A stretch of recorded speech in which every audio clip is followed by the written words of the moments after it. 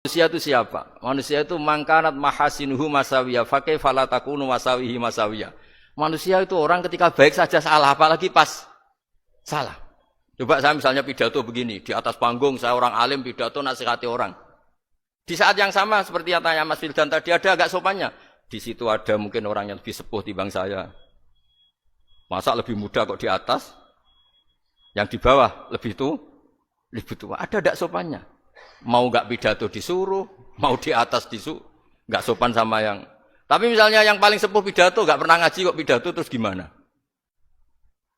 Artinya ketika kita baik saja ada salahnya, apalagi pas salah. Sebab itu ajaran Rasulullah itu suruh berdoa Rabbana dzalamna anfusana. Sebelum minta itu merasa ya Allah kita ini mendolimi diri kita sendiri. Karena dalam pilihan-pilihan itu pasti ada salahnya. Coba misalnya Anda bangun masjid habis 2 miliar. Yang harusnya 1 miliar sudah jadi. Terus nanti suatu saat ketemu Allah ditanya. Itu ada orang miskin, fakir miskin, yatim. Andai kan kamu sumbang 1 miliar itu sejahtera semua. Gara-gara kamu bangun masjid terlalu mewah.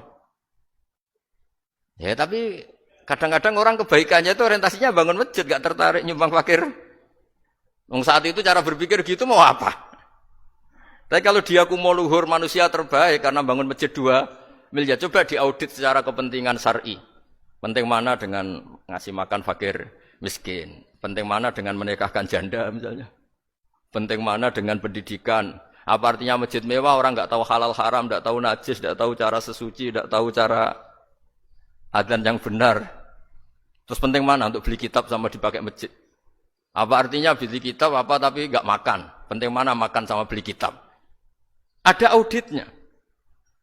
Makanya manusia itu ketika baik pun disuruh istighfar, apalagi ketika salah. Nah, dengan perasaan seperti itu, kebencian pada orang lain luluh karena potensi baik pada orang lain ternyata tinggi. Dan potensi salah ke kita juga tinggi. Nah, dilatih gitu. Jadi di Ihya itu ada kitab tawadhu. Kitab tawadhu itu dilatih, ketemu orang tua. Huwa aksaru ibadatan. Dia mesti ibadahnya lebih banyak karena lebih tua timbang saya. Pasti sholatnya lebih lama timbang saya.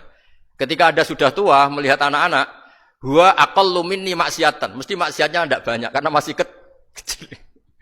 Terus ketika melihat orang fasik maksiat, la'allahu yatubu alaih fa innahu tawwabur rahim. Mungkin Allah memberi tobat, bisa saja. Umar itu ingin bunuh Nabi, tapi Allah memberi tobat. Yang sowan kiai saja tidak mesti dapat tobat. Umar ingin bunuh Nabi, tapi Allah memberi tobat. Akhirnya ya tobat jadi Islam yang baik. Dalam sejarah Wali Songo, Kalijogo sowan Sunan Bonang itu ingin garong. Tapi malah jadi muridnya jadi wali. Kalau Allah sudah menghendaki tidak ada ya. Perang Uhud orang Islam kalah itu karena panglimanya siapa? Khalid bin Walid. Tapi dia malah yang dapat hidayah. Nah, sama orang yang sekarang Anda benci bisa saja Allah merencanakan ada apa? Hidayah di situ. Dan kita yang merasa benar jangan saja ada rencana Allah bikin kita su'ul khotimah. Na'udzubillah min dzalik kan tidak pernah tahu.